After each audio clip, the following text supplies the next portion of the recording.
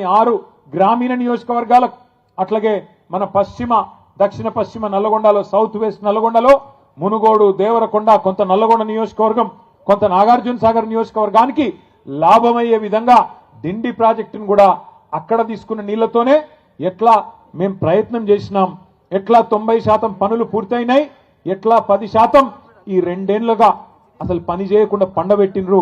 ఇవన్నీ కేసీఆర్ గారు మీకు అర్థమయ్యేటట్టు చెప్పిండ్రు. చెప్పడం మాత్రమే కాదు, కేసీఆర్ గారు ఏమన్నారు, ఆ డిపిఆర్ అంటే డీటెయిల్డ్ ప్రాజెక్ట్ రిపోర్టు ఏదైతే దేని ఆధారంగానైతే మనం అన్ని అనుమతులు తెచ్చినామో దాన్ని కూడా తిప్పి పంపితే 6-7 నెలలుగా కనీసం మాట్లాడే తెలివి లేదు. ఆఖరికి ఆ ప్రాజెక్టుని కుదించే ప్రయత్నం చేస్తున్నావు, తెలంగాణకు ముఖ్యంగా కృష్ణా నీళ్లలో అన్యాయం తలబెట్టే ప్రయత్నం చేస్తున్నామని చెప్పి కేసీఆర్ గారు గర్జిస్తే దానికి సమాధానం చెప్పే సత్తా లేదు కాబట్టి ఏం చేయాలి, కేసీఆర్ మీద కేసు పెడుతున్నా అని లీక్ ఇవ్వాలి. దాంతో తెల్లారి పేపర్లను కాళ్ళు పట్టుకొని తెల్లారి తాటికాయంత అక్షరాలతోని కేసీఆర్ కు నోటీసులు అని చెప్పి తెల్లారి పేపర్లు రాయించాలి, ప్రజల దృష్టి మల్చాలే. ఇది ఆయన ఉద్దేశం.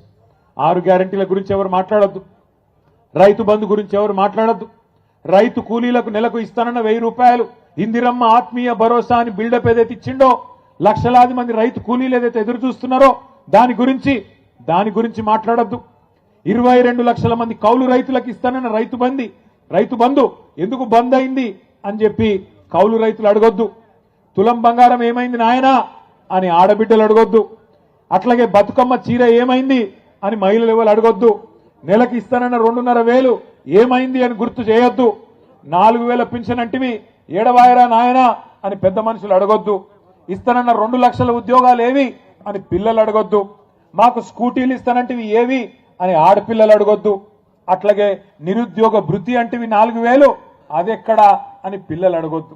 ఇస్తానన్న 12 లక్షల అంబేద్కర్ అభయహస్తం దళిత బంధు తీసేసి 12 లక్షలు ఇస్తా అన్నాడు కదా కేసీఆర్ గారు. 10 లక్షలు ఇస్తే నేను 12 లక్షలు ఇస్తా అన్నాడు. ఏమైంది అని దళితులు అడగొద్దు, గిరిజనులు అడగొద్దు. అట్లాగే బీసీలకు 42% ప్రభుత్వ కాంట్రాక్టులలో, విద్యలో, ఉపాధిలో, సర్పంచ్ ఎన్నికల్లో, స్థానిక సంస్థల్లో ఇస్తానన్న రిజర్వేషన్ ఏమైందని బీసీలు అడగొద్దు. పెడతానన్న 20,000 కోట్ల బడ్జెట్ సంవత్సరానికి మొత్తం 5 ఏళ్లలో 1,00,000 కోట్ల బడ్జెట్ ఏమైంది అని బీసీలు అడగొద్దు. ఇస్తానన్న గొర్రెలేమాయ్ అని యాదవులు అడగొద్దు. తెస్తానన్న చేపలేడవాయ్ అని ముదిరాజులు గంగపుత్రులు అడగొద్దు. బీసీ డీలకెళ్ళి ఏలకు మారుస్తానో కదా ఏమాయ్ అని ముదిరాజులు అడగొద్దు. ఇట్లా 420 హామీలు ఏవైతున్నాయో వీటన్నిటి నుంచి దృష్టి మళ్లించాలంటే ఏం చేయాలి, కేసీఆర్ కు నోటీసులు ఇవ్వాలి. అందుకే ఇలా నోటీసులు ఇచ్చి ప్రజలను మళ్ళొక్కసారి పత్రికలను మేనేజ్ చేసి టీవీలను మేనేజ్ చేసి గందరగోళం చేసే ప్రయత్నం చేస్తున్నాడు ముఖ్యమంత్రి. దయచేసి నేను మీ అందరికి ఒకటే విజ్ఞప్తి చేస్తున్నా.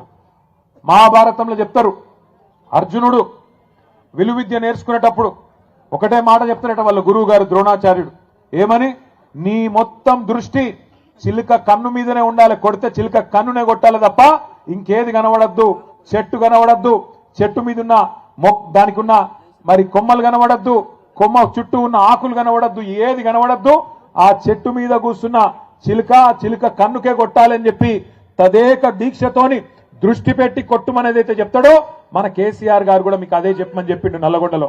ఒకటి మన దృష్టి, మన మీద ఎన్నెన్న కేసులు పెట్టుకొని కేసులు పెట్టని అవసరమైతే జైలుకు పంపని ఏమన్నా కానీ కాంగ్రెస్ ను మాత్రం ప్రజాక్షేత్రంలో 420 హామీలు అమలు చేసేదాకా నల్లగొండ మహబూబ్ నగర్ జిల్లా రైతాంగానికి కృష్ణా జలాల్లో న్యాయం జరిగేదాకా వదిలిపెట్టే సమస్య లేదు. పోరాటం ఎంత దాకైనా పోదామనే మాట కూడా నేను మళ్ళొక్కసారి మీకు విజ్ఞప్తి చేస్తా ఉన్నా. భయపడకండి, ఎవ్వలతోనేం కాదు. కాంగ్రెస్ వాళ్ళకి అంత ధైర్యం కూడా లేదు. కేసీఆర్ గారు గర్జిస్తే ఈ జిల్లా మంత్రులు, నీళ్ల మంత్రి కూడా ఈ జిల్లాలోనే ఉన్నాడు. పాపం ఆయనకు నీళ్ల గురించి కూడా తెలియదు. నిన్న ప్రెస్ మీట్ పెట్టి నేను చూస్తా ఉంటే ఆయనకి ఏం తెలియదు. ఏమన్నంటే నేను ప్రిపేర్ అయ్యి రాలే రేపు వస్తా అంటాడు. మళ్ళా ఒక ఆయననేమో ప్రిపేర్ అయ్యి రాడు, ఇంకొక ఆయనేమో నీళ్లు వాటర్ నేను ఎక్కువ చెప్పా ఆయన గురించి. గిసంటోళ్ళు ఈ జిల్లా మంత్రులు ఏం తెలుసు వీళ్ళకు? నీళ్ల గురించి తెలుసా? ప్రజల అవస్థల గురించి తెలుసా? అడ్డమైన అబద్ధాలు చెప్పి అర్రాసు పాటవాడి ఇవాళ అడ్డదారిలో అధికారంలోకి వచ్చి కూర్చున్నారు. మీదికెళ్ళి ఇవాళ హుంకరిస్తా ఉన్నారు, బెదిరించే ప్రయత్నం చేస్తున్నారు. బెదిరింపులు అంటే మామూలు బెదిరింపులు కాదు. ఇక్కడ ఎల్లారెడ్డి గూడెంలో యాదగిరిని, ఎల్లమ్మగూడెంలో యాదగిరిని ఏ రకంగా అవమానించినరో ఒక యాదవ సోదరుణ్ణి మీ కళ్ళ ముంగట్నే ఉన్నది. లింగంపల్లిలో సూర్యాపేట జిల్లాలోని నూతనకల్లి మండలం లింగంపల్లిలో మల్లయ్య యాదవ్ గారిని కిరాతకంగా హత్య చేసినారు. అట్లాగే చిన్న కాపర్తిలో ఇప్పుడే లింగయ్య గారు చెప్పినట్టు గెలిచిన వాళ్లను పోస్టల్ బ్యాలెట్లను లెక్క పెట్టకుండా ఓడించినట్టు ప్రకటించినారు. అట్లా చాలా గ్రామాల్లో, ఇక్కడ నారాయణపురంలో కానీ ఇంకా చాలా గ్రామాలలో ఇవాళ ఈ అరాచకంతో రీకౌంటింగ్ చేసి మొదలు గెలిచిన వాళ్లను తర్వాత ఓడిపోయిన వాళ్ళుగా ప్రకటించి ఆ రకంగా కూడా అన్యాయం చేసినారు. ఇవాళ బెదిరింపులు పనిచేయకపోవడంతో కొత్త కథ ఎత్తుకున్నారు. ఏమని, మీకు ఇందిరమ్మిన్లు ఇయ్యం, మీకు ఫలానాది ఇయ్యం, మీరు సర్పంచులందరూ మాతోనే వస్తేనే రేపటి రోజున మీకేమైనా ఉంటుందని చెప్తున్నారు. నేను మీ అందరికీ ఒకటే గెలిచిన మా గౌరవ సర్పంచులకు ఉప సర్పంచులకు ప్రత్యేకంగా నేను విజ్ఞప్తి చేస్తా ఉన్నా. ఒక్కసారి మీరు పరిస్థితి గమనించండి. గెలిచిన కాంగ్రెస్ ఎమ్మెల్యేలకే ఇవాళ దిక్కు లేదు. అక్కడ మీరు చూడండి, నేను చెప్పేది అబద్ధం కాదు.